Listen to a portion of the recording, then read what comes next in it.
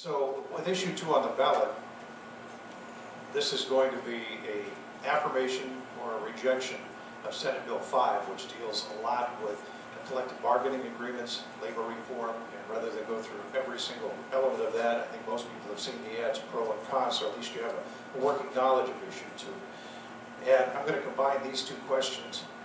Do you support issue 2? And if you did, with the enactment of issue 2, in other words, the codification of Senate Bill 5, would that be a positive for our schools, and why? The most controversial issue in the entire state of Ohio.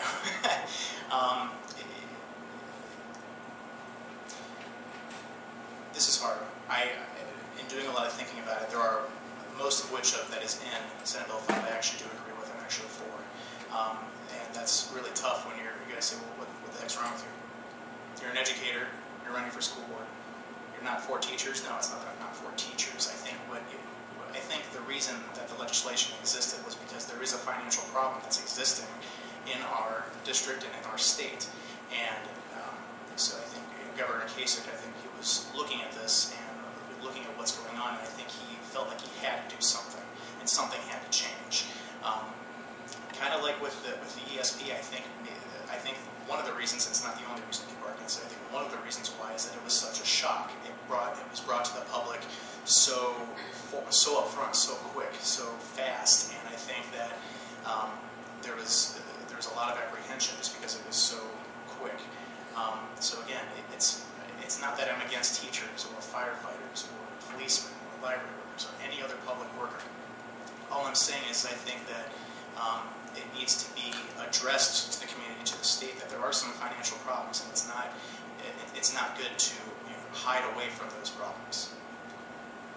Thank you. Betty, yes or no? And if yes, how is that going to help the school system?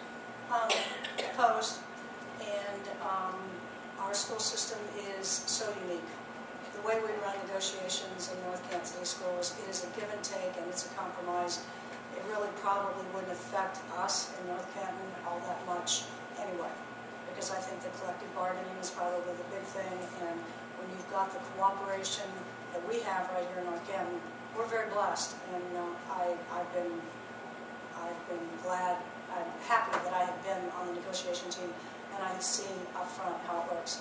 But we do work together. It is a compromise, and I just have to vote my former profession. It's funny. I share most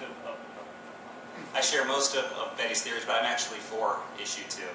And again, from a North Canton standpoint, we have such a tremendous relationship with our bargaining unit that it shouldn't be a problem here.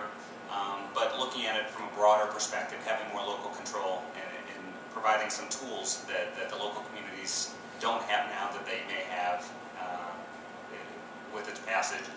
And as well, the Ohio School Boards Association is in favor of some of the aspects of that as well.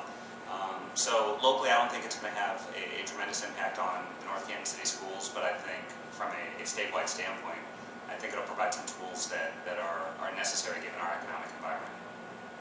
Matthew Boe. Being a teacher, I too am against issue 2.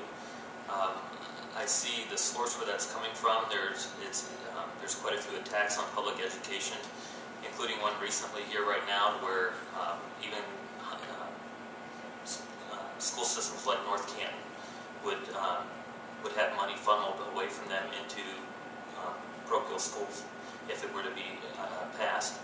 And the other thing with issue 2, it affects teachers and public safety workers, their pension, in various aspects as far as collective bargaining, but it does not touch the lawmakers.